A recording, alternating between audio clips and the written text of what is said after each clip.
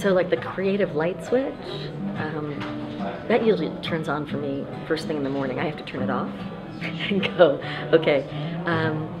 But one thing I've figured out, or one thing I really enjoy, is putting two things together that might not match and seeing what comes up with them. I'm also a big not fan of perfection. And I remember doing invitations for my solo shows, and this was back when people were starting to do these really hilarious high-end postcards. And a designer friend of mine said, wow, everyone's going really high-tech, and yours look like they've been done with craft paper at a Xerox store. And I said, because that's how they're done. So I'm more about content and connection and communication, and I think if you focus on those things, your medium may not be so important. And in fact, if it's flawed, I think it's better, because all people, we all are, at least I am, and that's what I love about other people, are their quirks. So the shinier and more perfect something is, the more I'm going to go past it. And I think the more imperfect and happy your creation is, the more people are going to respond to it, because people respond to being happy and like that and connect to that.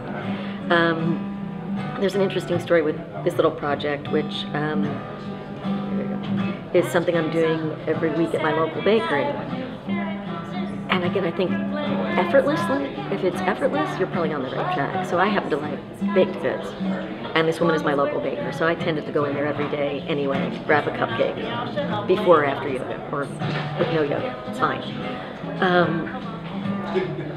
And it had occurred to me that I had this great novel that had been sitting around. I'd moved to Colorado, and houses had been blowing up, and I'd been house sitting for Republican Buddhists who had a son with a drug problem. Like, my life was busy for 5 years, I couldn't focus.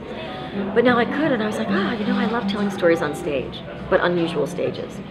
There's a networking group meeting tomorrow, which I just happened to notice on a friend's Facebook page. I don't know why I noticed it, but effortless, I'm gonna go. I'm not really a networking group kind of person, but I'm gonna go. And you have to bring something chocolate. Well, how perfect, I'll go to my friend the baker. And I said, have you heard about this group? I sort of have. I'm thinking about telling stories on a stage. I wanted to find a company to work with. She goes, well, that's me. I was coming there to buy the chocolate. So before I left, I was done. Here's my event. Still go to the networking group, still brought the cupcakes from the lady, so now I'm cross-promoting her. Stuff that if you spent time trying to figure it out and map it out on a spreadsheet, you'd be miserable and you'd feel like you were forcing it. But I happen to love chocolate, I happen to love this. I was happy to go to this event. Happy, happy, happy, everything gets done. If you're miserable, don't do it.